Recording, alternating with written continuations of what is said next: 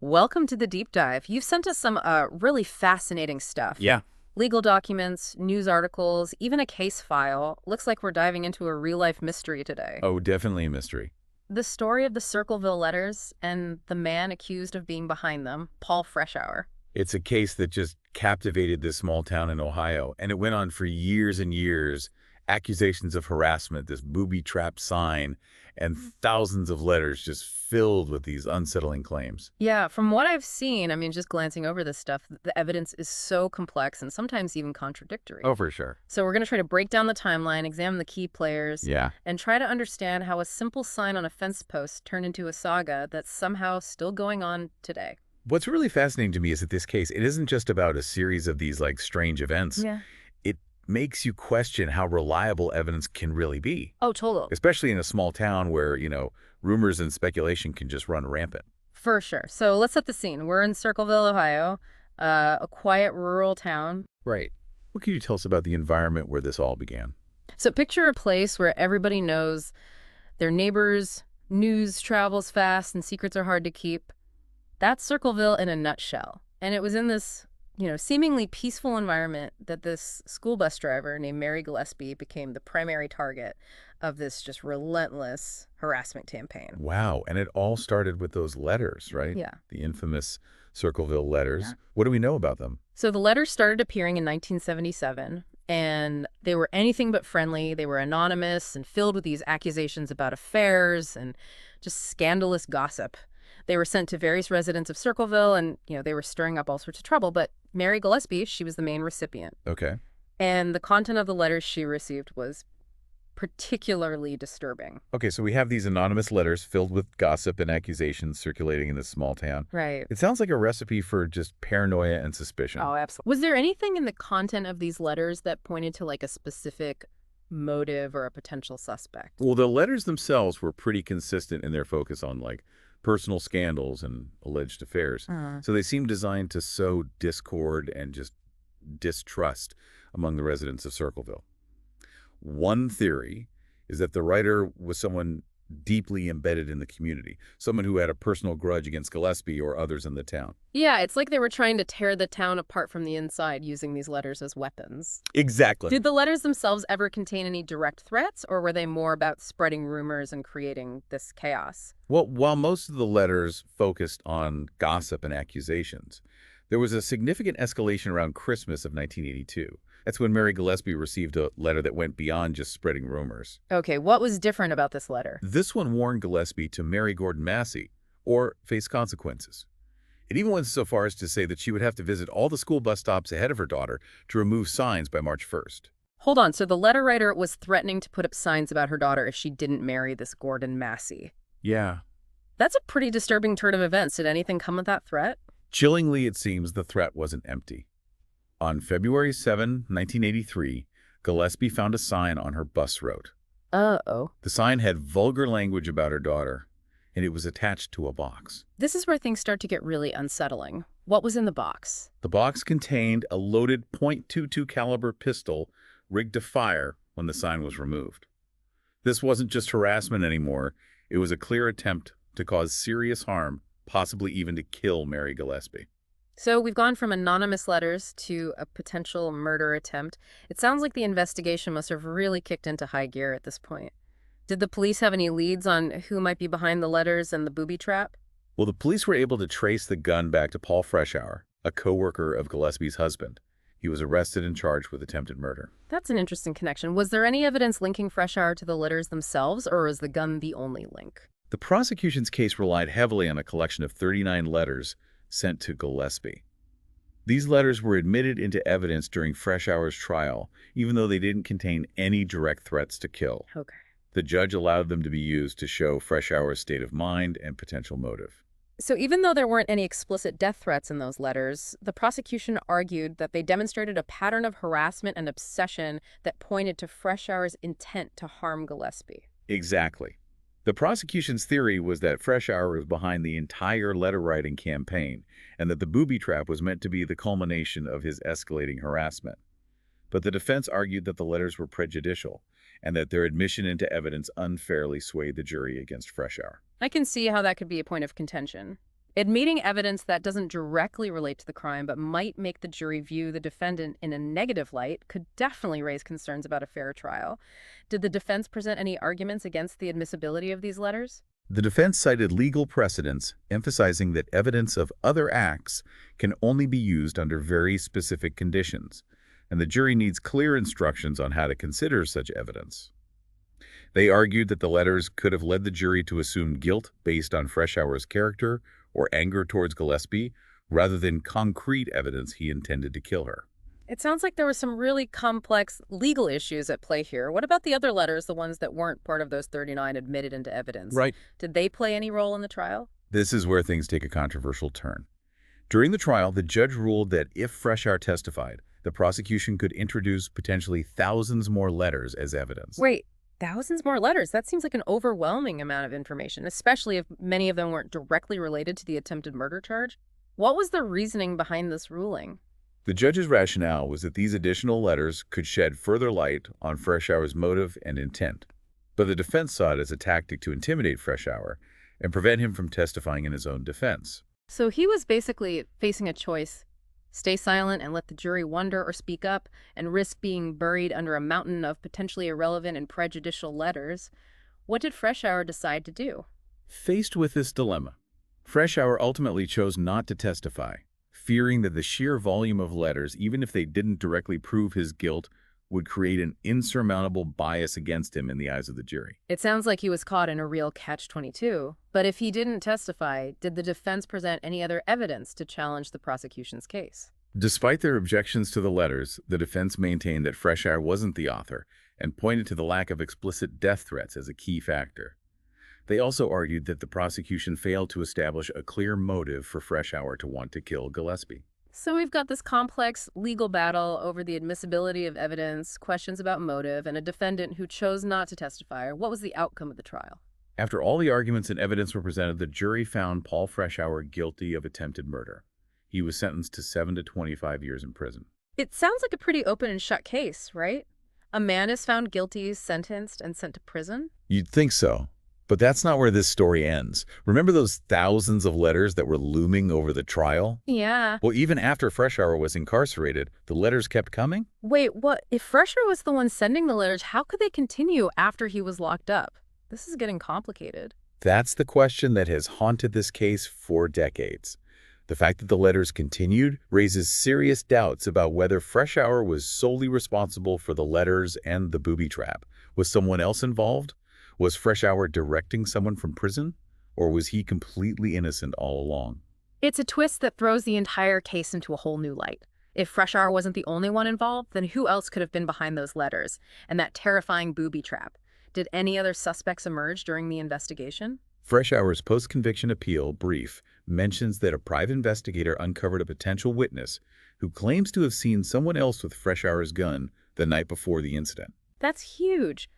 If someone else had access to the gun, it completely changes the narrative. Was this information ever brought up during the original trial? Apparently not. According to the appeal, this crucial piece of information was never shared with the defense attorney during the trial. This raises serious questions about whether Freshour received a fair trial and whether potentially exculpatory evidence was withheld. Wow, it sounds like the deeper we dig into this case, the more questions we uncover. We've got anonymous letters, a booby trap sign, a conviction based on potentially prejudicial evidence, and now a witness who might have completely changed the outcome of the trial. It's a lot to take in. And that's just the first chapter of this story. There's another case even more disturbing that we need to examine. Okay, so on top of this already tangled web of mystery, there's another case connected to Circleville. What's this other case about?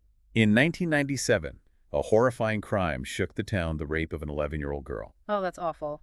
Were the police able to identify a suspect in this case? The suspect was a man named David Longberry, who, according to the America's Most Wanted case file, was a guest of the victim's grandparents at the time. So another case of someone betraying the trust of people who welcome them into their home. What happened after the assault was reported? The victim told her grandfather what happened, and when he confronted Longberry, he fled and disappeared.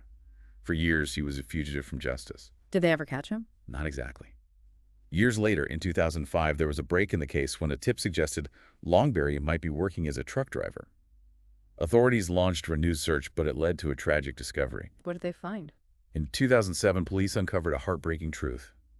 Longberry had died by suicide behind a truck stop in El Paso, Texas back in 1999.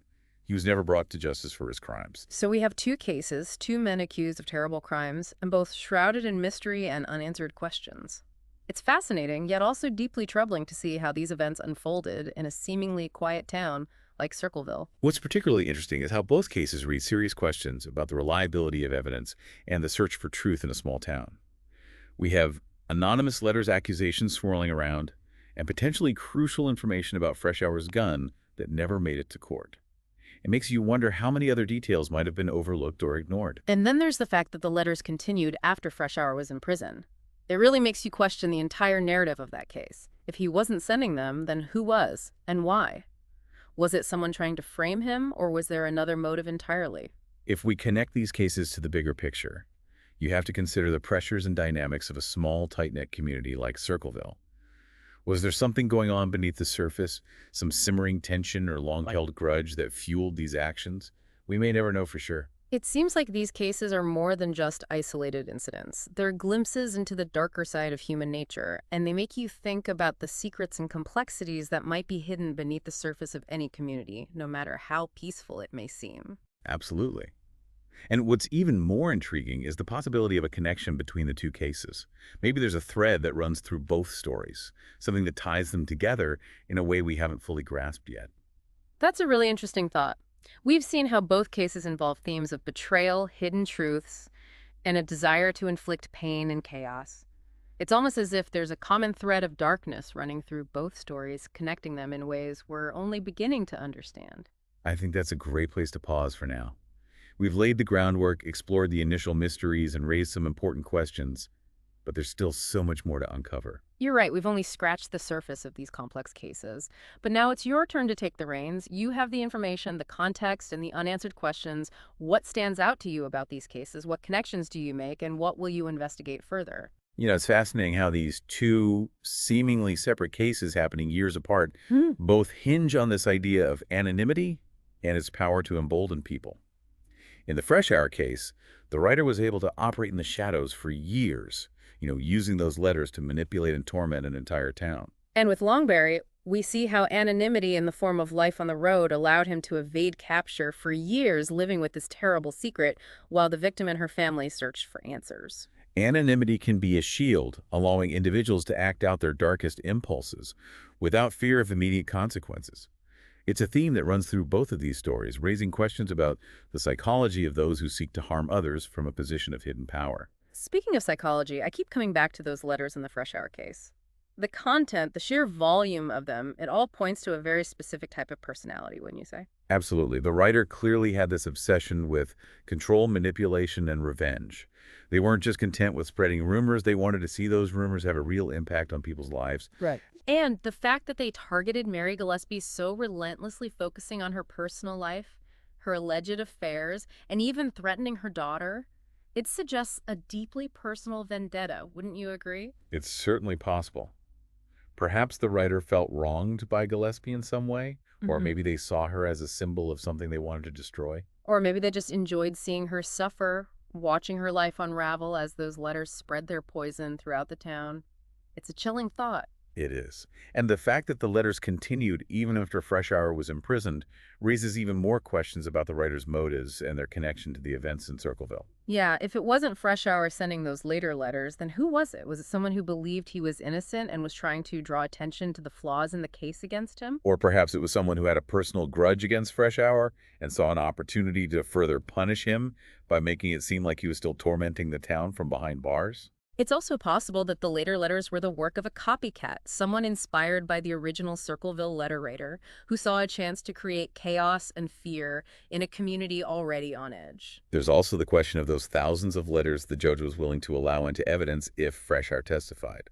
What can we glean from them even without knowing their exact contents? The sheer volume alone is remarkable. To maintain a campaign like that for years, it takes a level of dedication and obsession that's hard to fathom. It speaks to this deep-seated need for control, a desire to manipulate the lives of others from a position of anonymity.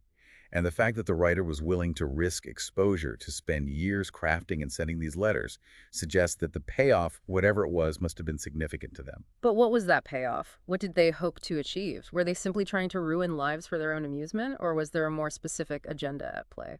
That's the million-dollar question.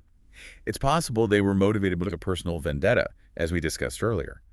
Maybe they wanted to drive someone out of town to break up a marriage or to expose some secret they believed the town was hiding. Right. The letters that were admitted as evidence focused on alleged affairs and scandals.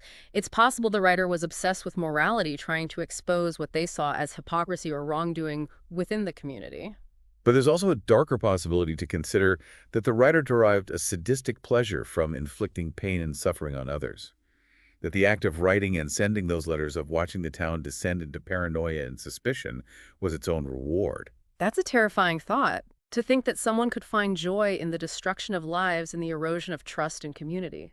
It's a reminder that even in the most seemingly peaceful and idyllic of places, darkness can lurk beneath the surface. And sometimes that darkness manifests in ways that are both bizarre and deeply disturbing. We've talked a lot about the Fresh Air case, but let's not forget about David Longberry and the horrific crime he committed.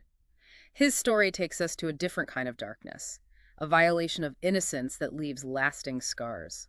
The America's Most Wanted case file paints this chilling picture of a man who betrayed the trust of a family who welcomed him into their home. To prey on a child in such a way is a profound violation, and the impact on the victim and her family is immeasurable. It's hard to imagine the pain and anguish they must have endured. Not only the trauma of the assault itself, but also the betrayal, the fear, and the long, agonizing search for justice. And then to learn that Longberry had taken his own life, that he would never be held accountable for his actions in a court of law, it must have been a devastating blow. It's a reminder that sometimes, even when the perpetrator is known, true justice can be elusive. But his death doesn't erase the need for understanding. It's important to delve into the factors that might have contributed to his actions. You're right. We need to go beyond simply labeling him a monster and try to understand the complexities of his story. What led him down this dark path? What demons was he battling? It's tempting to simply write him off as evil, but that doesn't offer any real insight. Perhaps he was struggling with inner turmoil, with deep-seated psychological issues that went unaddressed. Or maybe there were external factors such as a history of abuse or trauma that contributed to his distorted view of the world. It's important to remember that even the darkest of acts are often the culmination of a complex web of circumstances. Absolutely. And while we can't excuse his actions, we can try to understand the forces that shaped him both internally and externally. It's through that understanding that we can begin to address the root causes of violence and abuse and work towards creating a society where such tragedies are less likely to occur. We've talked about anonymity and the psychology of the perpetrators. Now I'm curious to explore the impact of these events on the town of Circleville itself. How did these cases happening years apart shape the community's identity and its perception of safety and trust? The impact of these cases on Circleville is undeniable. Imagine living in a small town where anonymous letters filled with accusations and threats are circulating, where a school bus driver is nearly killed by a booby trap, and where a child is assaulted in her own home. It would shake the very foundations of trust and security. It must have been a time of intense fear and paranoia. Neighbors suspecting neighbors' friends, questioning the motives of those they thought they knew. Absolutely. The Circleville Letters in particular had a chilling effect on the community. People were afraid to speak their minds, worried that they might become the next target of the anonymous writer. It created an atmosphere of suspicion and distrust that lingered for years. And then years later, the Longberry case brought a different kind of darkness to the town, a reminder that even those closest to us can be capable of terrible things. It's a double blow, a 1-2 punch that would leave any community reeling. These events force us to confront the uncomfortable truth that evil can exist anywhere, even in the places we consider safe and familiar. They challenge our assumptions about human nature and make us question our ability to truly know those around us. It's a sobering reminder that no community is immune to darkness. But it's also an opportunity for growth and healing. By confronting these challenges head-on, by engaging in open and honest conversations about the issues that divide us, by working to build a stronger sense of community and support, Circleville can emerge from these shadows a more resilient and united town. It's a long and difficult process, but ultimately it's through those shared experiences, both the good and the bad, that a community defines itself. That's a powerful thought. And it brings us back to you, the listener, who brought these cases to our attention. We've explored the facts, the mysteries, the psychology, and the impact on the community. Now, I'm curious to hear your thoughts. What resonates with you about these cases? What questions are still swirling in your mind? And what paths of inquiry will you pursue as you continue your own deep dive into the mysteries of Circleville? So we've covered a lot of ground in this deep dive. We've explored the Circleville Letters case, the unsettling details of David Longberry's crime, and the lasting impact of these events, on the community.